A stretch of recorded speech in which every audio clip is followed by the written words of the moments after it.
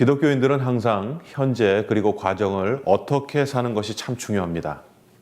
나에게 현재 주어진 상황과 조건을 어떻게 주님의 말씀으로 해석해서 내가 해야 할 일과 하지 말아야 할 일을 분별하는 것이 참으로 중요합니다.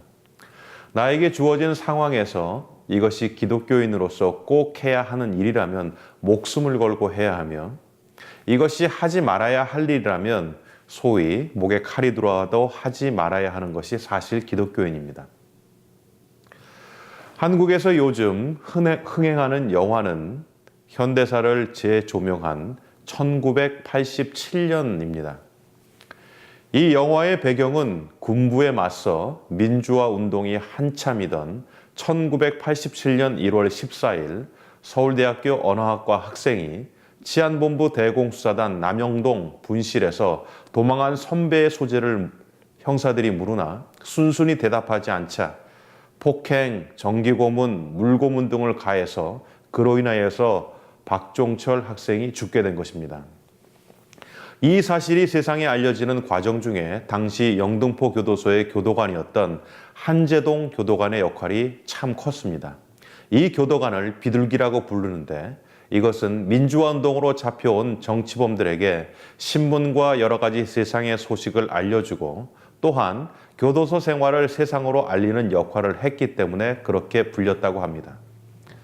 당시 동아일보 기자였던 이부영 씨가 영등포 교도소의 제4사에 수감되어 있었는데, 박종철을 고문한 그리고 죽인 경찰 2명이 그곳에 수감되면서 그들의 가족의 면회와 이야기들을 통해서 박종철 고문사의 진상을 알게 되고, 이부영은 한재동 교도관에게 부탁하여서 종이와 볼펜을 요구하고 한재동 씨는 목숨을 건 비둘기 역할을 하여서 천주교 정의구현 사제단에게 이 사실을 알려줘서 세상이 떠들썩하게 되고 민주화 운동의 최고조에 올라서는 발단의 역할을 합니다.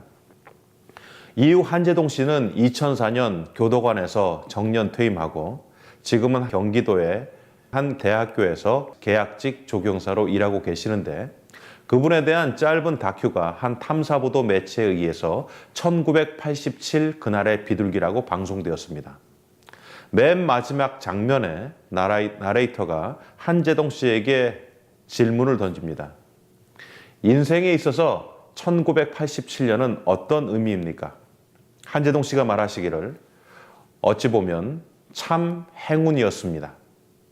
내가 영등포 교도소에서 근무 안 했으면 그런 기회가 안 왔을 텐데, 우연히 영등포 교도소 근무를 하게 되면서 그런 기회가 왔다는 것, 그래서 사회에 조그마한 기여라도 할 수 있게끔 돼서 어찌 보면 저는 행운아라고 생각합니다. 이 한재동 씨의 마지막 답변이 우리 기독교인들에게 많은 것을 생각하게 합니다. 지금 이때에 이 장소에 주님이 우리를 보내신 분명한 목적이 있습니다. 마치 한재동 씨처럼 내 생각과 판단에 맞지 않는 시간과 조건이라고 해도 그것을 행운이라고 받아들인다면 나를 통해서 하나님의 나라가 분명 이루어져 갑니다. 하나님께서 지금 나를 이곳에 보내신 것은 이 시간, 이 땅, 이 상황에 나를 통해서 하나님께서 이루실 분명한 하나님의 계획이 있으시기 때문입니다. 그것을 믿고 주어진 현재와 주어진 상황을 열심으로 주님의 말씀으로 살아나가는 모두들 되시길 바랍니다.